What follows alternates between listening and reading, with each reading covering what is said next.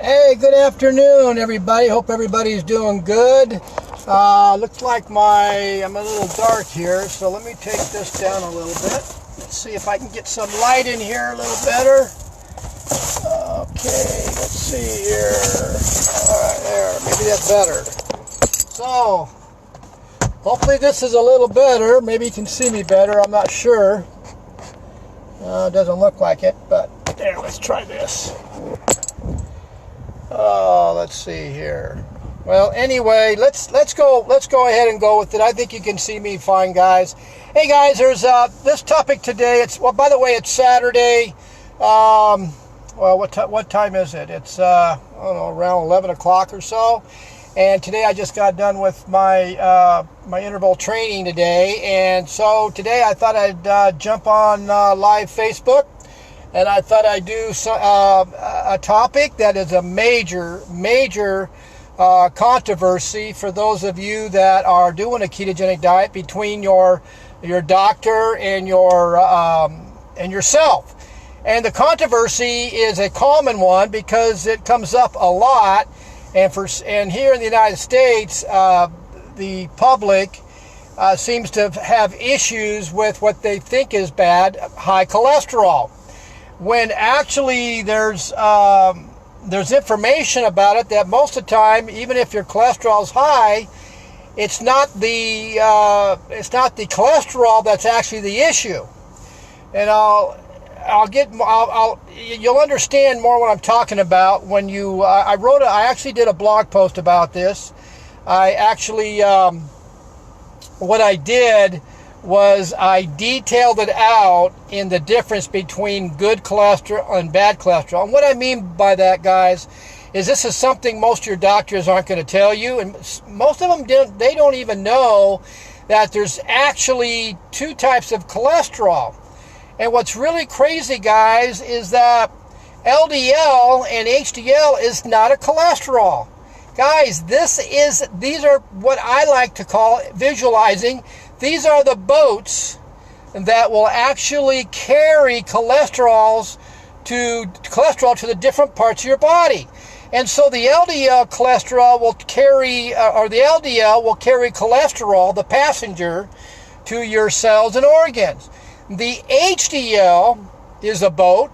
It carries the passenger of cholesterol from your blood back into the liver again. And like I said, if you go to my YouTube channel, type in Bill Mabry, subscribe to it. There'll be this video in the description center. I will have the actual blog post that I did on the difference between good and bad cholesterol and the truth behind it, that many doctors are misinforming you and are not telling you the whole story. So if you go to the description center, click onto that blog post, there's a bigger detail, there's more of a detail about the difference and the misleading information out there.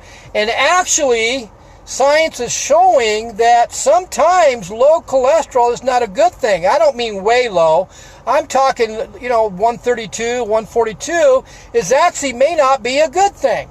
And so I'm hoping that with this video here, I will be able to explain the question, what the question is when your doctor says, okay, your cholesterol 6 or 8 months ago or 9 months ago was 132, and now all of a sudden you're going on a primal eating lifestyle, which is a higher good fat, moderate protein, very low carbs, and your cholesterol freaking jumped up to 240. Man, your doctor's going to freak out, and he's going to say, you got to get off that diet because it's causing your cholesterol to jump way up, and you need to get on statin. Now, most of you probably are not going to research the side effects of long-term use of statin, which is a medication that's supposed to lower your cholesterol. But you guys, this is the problem. Most all doctors, there's some that do understand nutrition, but most all doctors do not understand the actual nutrition and they do not understand the physiology of cholesterol and how it actually works in the body. That's the problem, because they're not able to do continual education, and that's not their specialty. So obviously they're going to try to fumble around. You know, when you ask them questions, they're going to fumble around what the answers are, and they're just going to tell you, you need to go on statin because your cholesterol's too hard, your arteries are going to harden up, and you're going to have a heart attack. There's researchers and doctors and scientists that have proved this not to be true, that when you fully understand the physiology on how the body produces the cholesterols and the root cause of what's causing your good cholesterol to go bad, you have to have cholesterol, guys. Your body cannot operate without cholesterol. You will not lose weight unless you have LDL. That is kind of strange, isn't it? When I'm saying LDL will help you lose weight. Well, if you go to my YouTube channel and click in the description, go to the description, click on the blog post, there's the explanation on what I'm talking about. So guys, so what it is, guys, is that LDL and HDL is not cholesterol. They're boats. The passengers are the cholesterols. And so what happens is when you go on a ketogenic diet and you're primarily using fat as your primary energy source, and your cholesterol numbers, your LDL cholesterol goes up to 240, your doctor freaks out. Well, he doesn't understand the reason why your cholesterol jumped up so high. It's part of being naturally into ketosis or naturally into fat adaptation. That's what happens. Because what you're doing is, think about this. What you're doing is your primarily energy source is no longer coming from the carbohydrates you're eating or glucose for energy. The glucose is no longer being used for energy. What's happening is your body is using the cleaner fuel, which is fat. Well, so the fat needs to go where? It needs to go to your cells and organs and throughout the body in order to produce or to give you energy, right? Well, what happens is if you're taking some kind of a medication to lower your cholesterol, you got those LDL, remember what I said, the LDL are boats, and they carry cholesterol, let's call it triglycerides, to your different parts of your body. If you don't have enough LDL or enough boats to carry triglycerides in through the organs for your energy, then what's going to happen? Yeah, you're not going to have energy. You got to have LDL, so that you got to have enough boats to carry the energy to your different parts of your body. Does that make sense? So if you're on a higher fat diet, you are going to escalate your LDL cholesterol. Now, the question is why are doctors freaking out about this on high cholesterol? The other thing is that you guys that are on a higher carbohydrate diet, low fat diet, are actually causing issues when it comes to cholesterol. Because what makes the good cholesterol go bad? What is, I'll give you a hint. You guys that follow me know I actually talk about this. What is the main source of food for cancer? What causes cancer to return when somebody decides to go back on their old lifestyle of eating processed foods, high carb foods, refined sugars, and they've had cancer in the past and now have it in a dormant state, but go back to eating the high sugar foods again? Well, the cancer is going to come back because of sugar. Guys, that's what I'm saying. There's two types of cholesterols that you need to that your doctor needs to understand and explain the full story about it.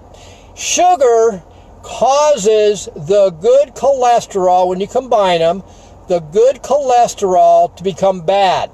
It oxidizes the cholesterol, causes inflammation in the arteries, and the body is then going to do its job to repair or to stop the inflammation. And as you keep eating more carbohydrates, refined sugars, it's going to be building up over time, and you have a heart attack.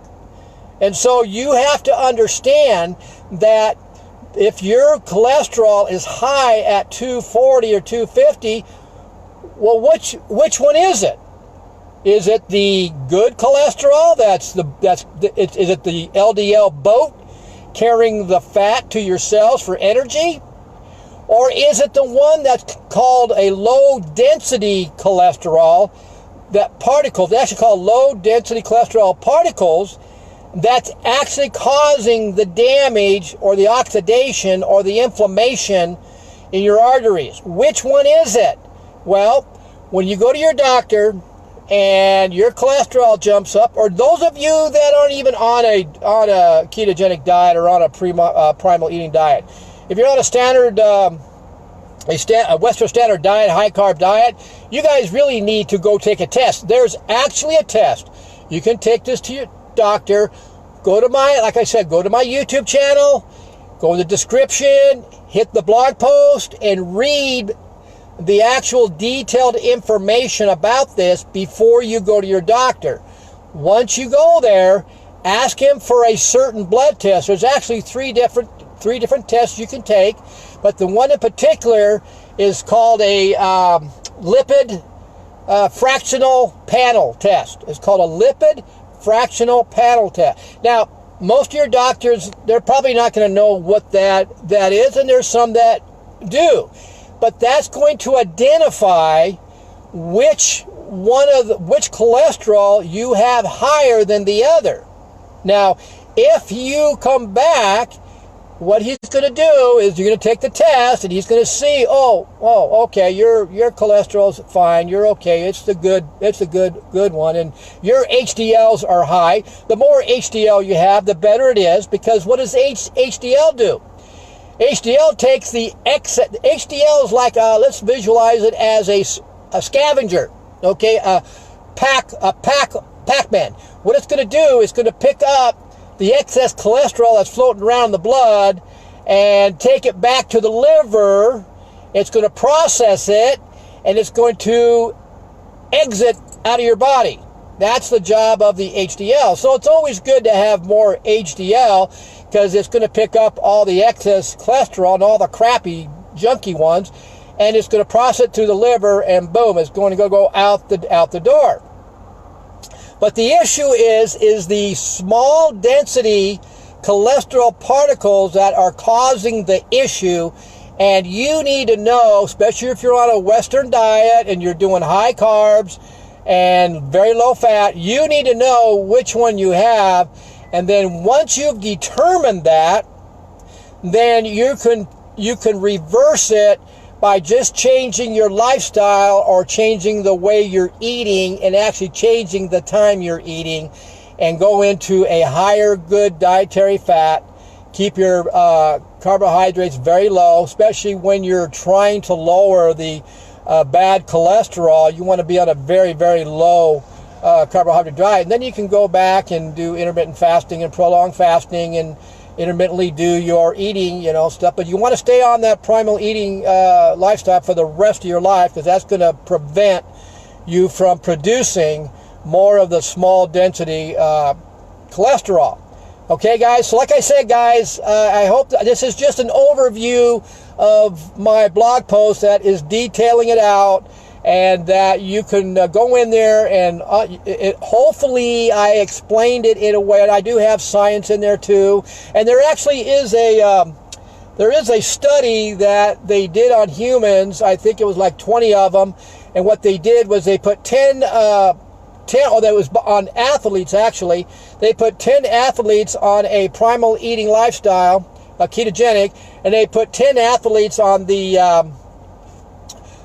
Western norm, the traditional Western diet, and over a period of time, and the post will have it in there. Over a period of time, it did show that the athletes that were on the ketogenic diet or primal eating diet, their cholesterol actually elevated.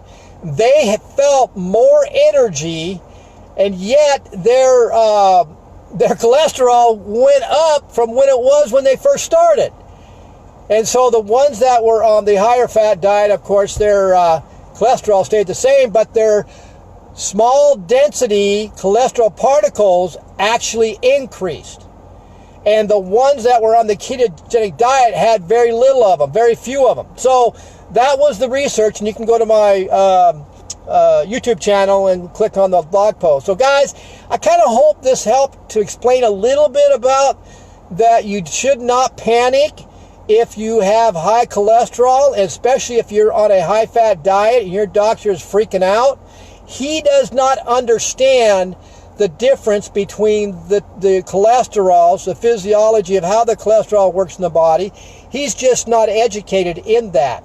And hopefully this blog post will explain that for you, and that you can be at ease that your higher cholesterol actually is doing you good for overall health. And what's really weird is people that have had cholesterols tested at 175 or 142, they go on a ketogenic diet and their cholesterol jumps up to 260, 280, but yet they've lost tons of body fat, and their energy level is freaking sky high. And they're going, well, wait a minute, the doctor said, well, yeah, your cholesterol is too high, but doc, I've lost 30, 40, 50 pounds and I feel great and my clothes are fitting me great. So, and you want to put me on a drug that's going to cause major medical issues over time? I don't think so. I'm happy where I'm at. So guys, hope you enjoyed this video, and I'll be looking forward to doing another one. But like I said, go to my my YouTube channel, type in Bill Mabry, subscribe to it. Go to the description section of the YouTube. The blog post will be there. Click on it, and there's a detailed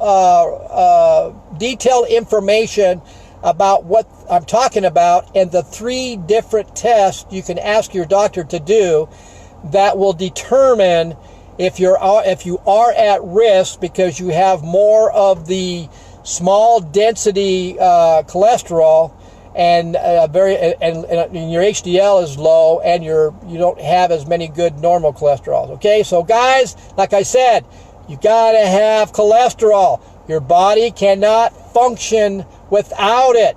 And besides, your body is not going to let itself lose the cholesterol, because there has to be a balance in the body, and the liver is going to produce more. So when you take the statin or the lower cholesterol medication and that level drops to below balance, the liver is going to produce more anyway. So it's a vicious circle. So you know what? Talk to your doctor. Talk to your doctor about the medication and the negativities of it. And most of you are going to have to do your own research on it. Okay, guys? Have a great day. See you guys next time around. Bye.